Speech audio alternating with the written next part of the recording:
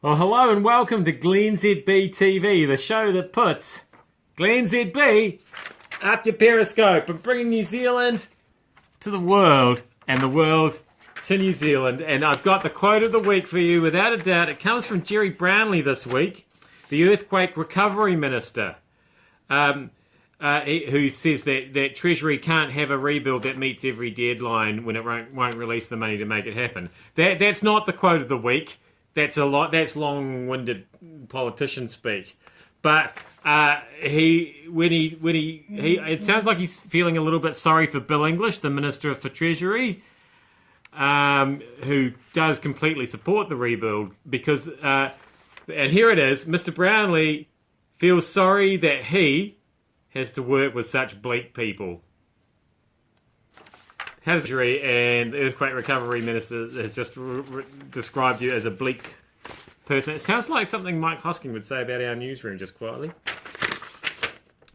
Supermarket cyber madness. Foodtown has jumped into the online delivery game. Now, Friday is supermarket day for me. I'm in charge. It's one of my core responsibilities in the glennzb household is the no, I don't go to Foodtown. I go to Pack and Save usually, although they don't have the cottage cheese that I like, which is a problem. In fact, they don't even have the 500 gram cottage cheese. You can only get the 250, the smaller pot. I don't know why this is. You can get the full fat one, but I like the light one. Anyway, yeah, I thought Foodtown was dead too, so maybe that's not right. Anyway, there's some other organisation is doing online delivery. There's two different I wish I had some more details on this story. Anyway, there's more online delivery of groceries happening. Okay? My point is, we've moved away in the glennzb household from a written shopping list to an app called Out of Milk, which works very well because you can sync it between your different devices and you can invite different people and they can all contribute to the foodstuffs. Thank you, one hand, one bounce. You've come through for me again. Foodstuffs. Anyway, my point being, and I seem to be copying a lot, getting the things that I should be getting. There are things called staples, apparently, which I should be buying every week. My argument is, if it's not on the list, I don't buy it. And also, one person's staple is another person's treat. Like, I get that there should be milk, but what if we've got enough milk?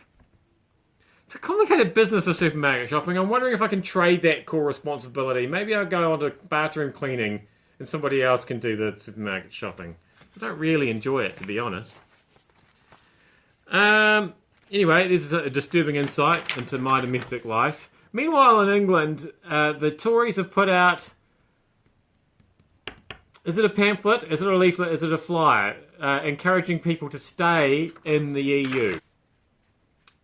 What is the difference between a pamphlet, a leaflet, and a flyer? Are they all the same thing? I haven't actually... It's been a long time since I've heard the word pamphlet. It's fun to say, pamphlet. And a leaflet and a flyer. Is a flyer one page? Is a leaflet a pamphlet? Yeah, there we go. Yeah, it's hard, isn't it? I feel like a pamphlet might have staples and a leaflet not stapled, and a flyer just a single sheet. I look forward to your feedback on that. And finally, there's a man in the hat hunt going on in Brussels. They've got another suspect. They've been trawling through the... is that how you trawl through CCTV footage? It probably isn't. It's probably more of a button-pushing, mouse-clicking scenario.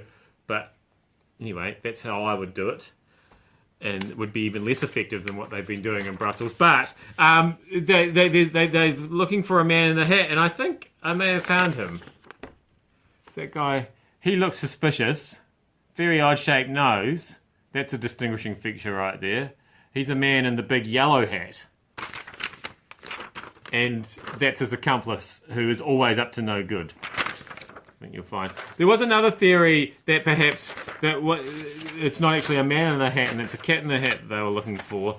But I think we can kibosh that theory because I think the Cat in the Hat, he's too high up to dirty his hands and that kind of, direct mischief. I think he'd probably send that's more of a thing 1, thing 2 scenario. A bombing, don't you reckon? The Cat in the Hat's kind of like your evil mastermind. And he sends out things to do those things. Very, very random GlennZB TV for a Friday. Somehow appropriate, I think. But thank you anyway for having me up your Periscope, and I'll see you back here again on Monday. It'll be really serious on Monday. No silliness whatsoever.